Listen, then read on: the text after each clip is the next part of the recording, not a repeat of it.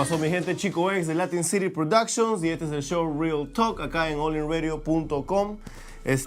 Tengo como invitado a un blogger peruano que se llama Carlos Quiroz, más conocido como el peruanista. Carlos, ¿estás ahí? Sí, aquí estoy. ¿Cómo estás? ¿Cómo estás, brother? Mucho gusto haberte tenido. Primero que todo, como te lo dije en Facebook, felicitaciones por tus videos, por tus blogs, y por el servicio que yo pienso que le estás haciendo a la comunidad peruana, ¿no? Por supuesto, es algo que todos podemos hacer, participar activamente a través de una herramienta tan fácil de usar como es el Internet, como claro. es los medios independientes. Uh-huh. Ahora, ¿por qué no nos dices un poquito acerca de ti? ¿Cuándo comenzaste a hacer esto? ¿Qué te empujó a hacerlo? Yo sé que vives en Estados Unidos. ¿Cuánto tiempo tienes en Estados Unidos? ¿Sé cuánto tiempo que te fuiste de Perú? Mira, yo empecé a hacer blogs y medios independientes hace 4 años, casi 5 años ya. Vine de Perú a Estados Unidos hace 14 años. Salí justamente en la dictadura de Fujimori, cuando la situación económica era muy difícil, cuando las oportunidades para los jóvenes eran muy pocas y cuando la represión de la dictadura estaba cada vez peor. Como muchos peruanos salimos en esos años de Perú, y desde aquí, desde Estados Unidos, quiero apoyar de alguna forma en garantizar una democracia para el futuro de todos los peruanos, para que no se repita la dictadura, los abusos, la corrupción que hubo durante los años del gobierno de Alberto Fujimori y de Vladimiro Montesinos. Qué bueno. ¿Qué año fue que viniste? Creo que vinimos en el mismo año. En el 98. No, en el 98. Yo vine en el 97, así que ahí tienes la razón, 100% de la razón en ese aspecto. Bueno, te quería hacer primero una pregunta sobre... Vi uno de tus videos donde estabas conversando con un Pepe Causa, así como le dijiste tú en tu video. Por cierto, lo encontré a Pepe K en un restaurante acá en San Francisco hace como una semana. Bueno. Entonces, sí, le quería meter cabe cuando estaba caminando, pero dije, no, ya mejor no, mejor lo dejo que vaya a comer nomás. Pero, vi que estabas conversando con él, y algo interesante que me pareció que le dijiste fue sobre... tú le preguntaste a la persona que si él creía que el progreso económico era todo que uno debería considerar sobre un candidato presidencial, ¿no? o si es lo más importante. Explícanos qué te hace, por qué dices esto, qué te hace pensar así, y por qué crees que a los peruanos no nos importa mucho el historial que pueda tener un candidato de la presidencia en cuanto a violación de derechos humanos o su compromiso en proteger el medio ambiente. Mira, todos tenemos que ver un poco a nuestro país, Perú, que es nuestra primera patria, como un hogar. Es el hogar de nuestras familias, de nuestras amistades, la gente que está allá, que es los que tienen que tolerar todo este tipo de abusos y de corrupción que existe. Es cierto que hay una bonanza económica, pero esta bonanza no está beneficiando a todos los peruanos. La gente que vive en Lima considera que este boom de las exportaciones y del consumismo es el modelo que se debe seguir. Si los peruanos no conocemos la historia misma de nuestro país, ¿qué es lo que hace que Perú sea un país con tanta pobreza, a pesar de tener tantos recursos naturales y recursos humanos? Entonces no vamos a conocer quiénes son los responsables de esa injusticia. Es necesario tener una cultura política, informarse. Aunque digas que a ti no te importa la política, aunque digas que no te afecta, nos afecta a todos directamente, porque lo que deciden las personas que nosotros elegimos van a tomar decisiones que van a afectar el futuro de nosotros, de nuestras familias, de nuestro país, directa o indirectamente. Ahora, cuando no conocemos la verdadera historia del país, van a aparecer personajes como el caso de Pero Kuczynski, que es quien tú mencionaste, los Pepe Causas, jóvenes de Lima que no conocen la historia de este señor que ha traicionado los intereses del Perú tantas veces. Él, debido a sus intereses económicos, a sus negocios bancarios aquí en Estados Unidos, ha preferido dar preferencia a los intereses de Estados Unidos que los de Perú. Nosotros que vivimos en Estados Unidos sabemos los beneficios que trae tener un Estado fuerte, un Estado que proteja tus derechos, pero que también vigile que las empresas, las corporaciones no abusen de los trabajadores, no destruyan el medio ambiente. Desgraciadamente Estados Unidos tiene una política bien de doble cara. Claro, para Estados Unidos, exactamente. dentro del territorio, sí se protege los derechos laborales, sí se protege el medio ambiente de alguna forma. Hasta cierto punto pienso yo también en Estados Unidos. Hasta cierto punto, pero en comparación con Perú, sí, es mucho mejor lo que ocurre aquí. No es el modelo perfecto, pero nos sirve de referencia. En cambio, las empresas de Estados Unidos en el exterior abusan, destruyen, explotan a los trabajadores, y eso es justamente lo que en Perú a veces no se considera. Se cree que todo lo extranjero es mejor y que los peruanos no somos capaces de crear empresas o de crear un Estado productivo, disciplinado. Por eso es importante crear una cultura política, que la gente participe, que la gente se informe. Y en ese sentido el Internet tiene una potencial muy, muy grande. Sí.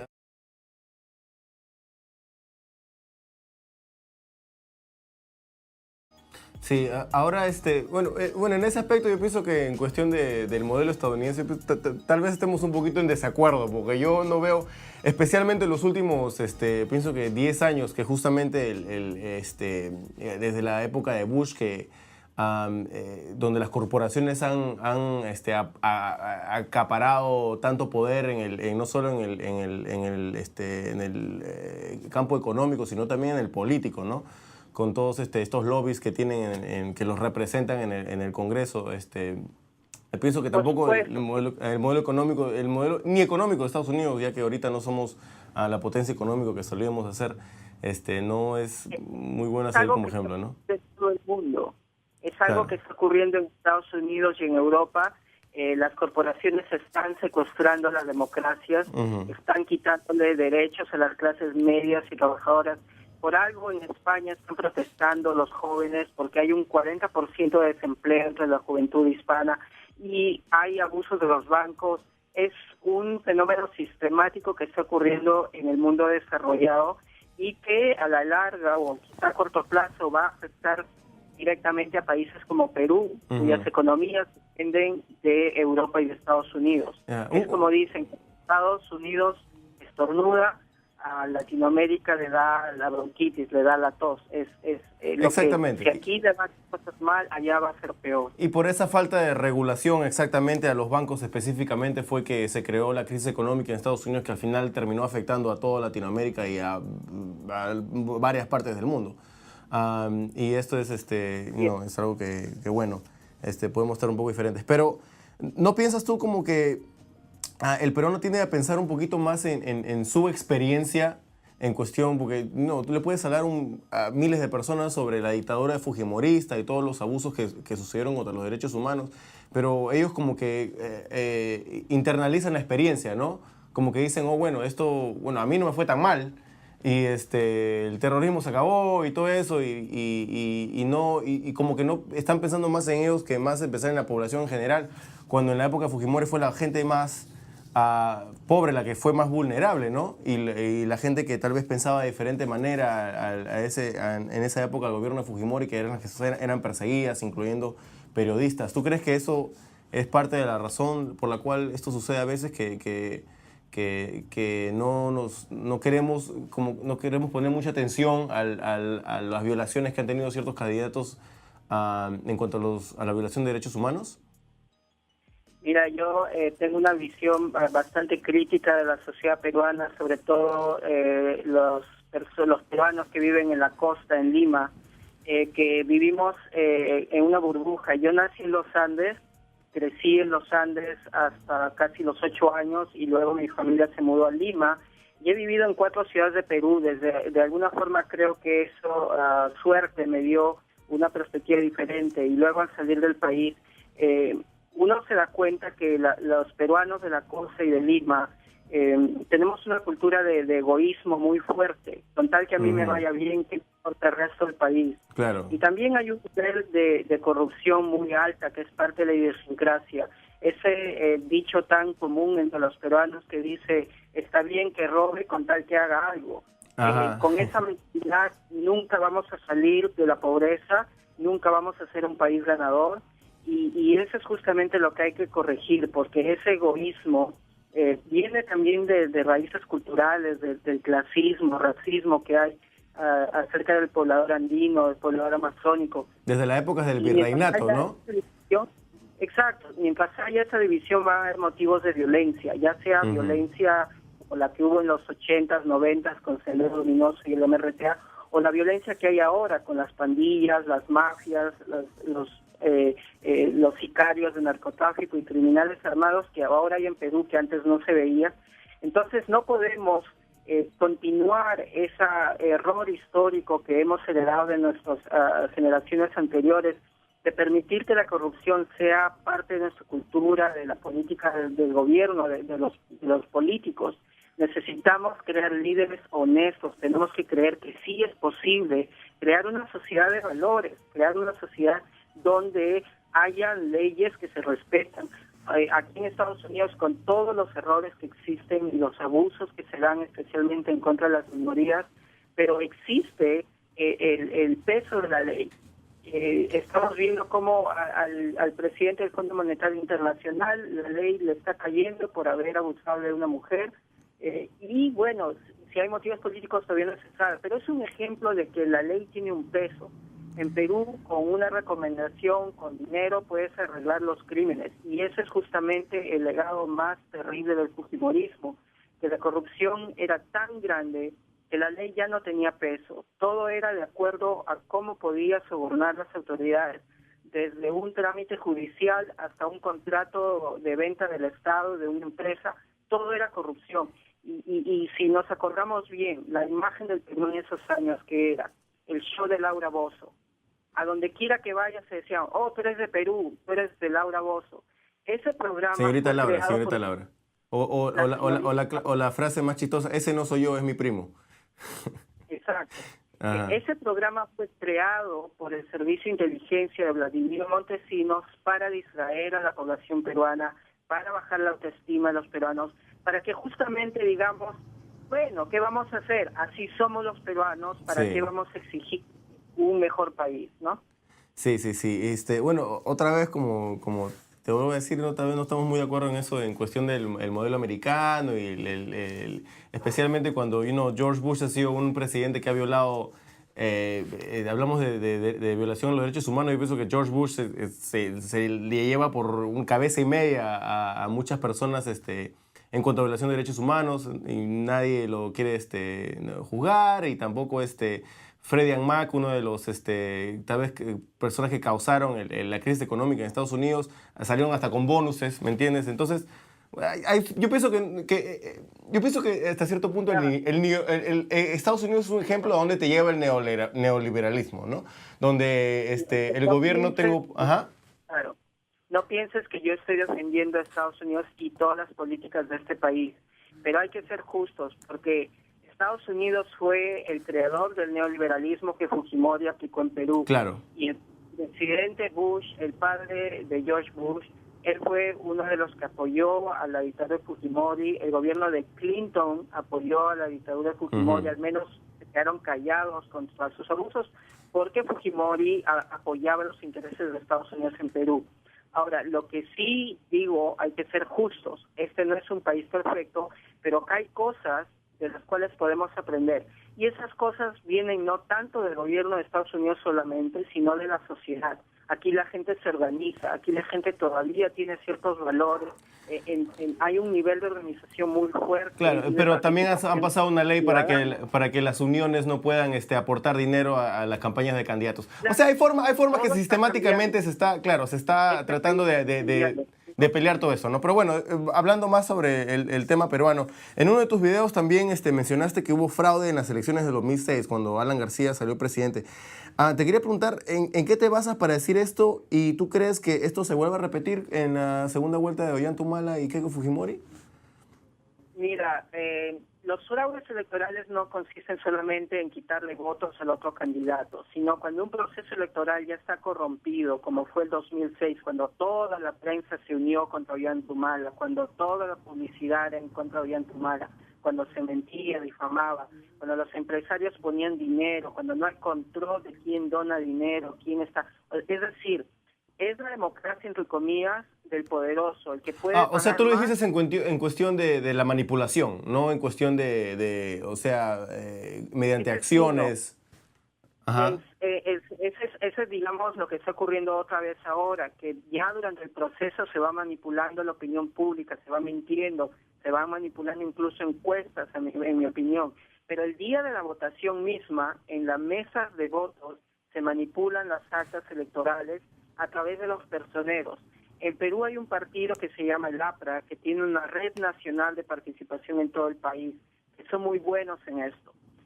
Mi familia son apristas, yo conozco cómo ellos activamente participan en la manipulación de votos en las mesas, por ejemplo.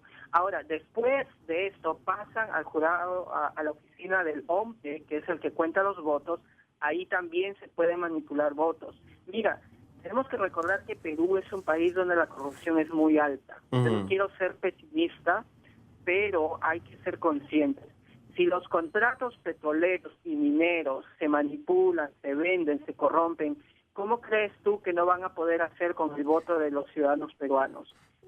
Incluso en este país, en Estados Unidos, George Bush ganó la reelección gracias a la manipulación de los votos. Ajá. Por ejemplo. Pero hay formas, perdón que te interrumpa, pero hay entidades regulatorias a veces que llegan a los que son parte de los procesos electorales. O sea, yo quiero saber si tú sabes de algo concreto, de una violación concreta, algo ha salido a la superficie en cuanto a esto, o simplemente es una, ¿cómo se dice? An intelligent assumption, como dicen en inglés, ¿no? Que estás asumiendo de una forma inteligente, deduciendo mediante que ya conoces el sistema y qué tanta la corrupción que existe en Perú, ¿no? ¿O hay algo concreto? Están los documentos concretos que reveló Wikileaks, los cables de la embajada, donde dice que funcionarios del gobierno de Toledo, en el caso Fernando Rospigliosi, fueron a la embajada a pedir que Estados Unidos intervenga y que ayude a la derrota de Ollanta Humala. Eso ya se considera parte de un fraude. Como te repito, el hecho también que Ollanta Humala, él mismo ha denunciado varias veces, a mí me robaron las elecciones del 2006. Hay muchas formas. Ahora, ¿cómo tú puedes demostrar esto? Sería con fotos de actas electorales que han sido manipuladas, etcétera. Pero no ha habido investigación al respecto, nada, ¿no? No, porque justamente esa es la debilidad de la democracia en Perú. No existe una forma. Fíjate cómo está el nivel de la corrupción, que hoy en día toda la prensa de Lima que controla el país, la gran mayoría están haciendo propaganda en contra de Ollanta Humala y a favor de Keiko Fujimori. ¿Quién dirige eso? El Palacio de Gobierno con Alan García a la cabeza. Ellos no quieren que Ollanta Humala sea electo. Ahora, ¿tú crees que esto se vuelva a repetir con Ollanta Humala? ¿Tú crees que va a haber fraude en cuestión del proceso electoral o no? Hay un gran riesgo de que sí, pero todo depende de que la gran mayoría de peruanos apoye a Ollanta Humala para que no haya forma de hacerlo. Si la elección es muy cercana, si hay un empate cercano, como fue la elección de Susana Villarán en la alcaldía de Lima el año pasado, es posible que que intenten hacer un fraude, pero de ahí depende la participación ciudadana. Si hay personeros que están vigilando los votos, si hay participación de periodismo de internet, tomando fotos de las actas, que es lo que hizo el partido de Susana Villarán el año pasado. Ellos tomaron fotos de todas las actas de votación y gracias a eso pudieron cotejar con los resultados oficiales. Cuando el Jurado Nacional de Elecciones decía, Lourdes Flores está superando, el partido de Susana Villarán dijo, no, nosotros tenemos la prueba de que han habido más votos para Susana Villarán. Es la única forma. Que todas las actas de mesas sean fotografiadas y que la gente participe, que denuncie si hay algún intento de fraude, etcétera. Eso es muy simple y para eso el internet, la radio independiente, las radios comunitarias sirven y en Perú ya se están organizando justamente para evitar algún intento de fraude.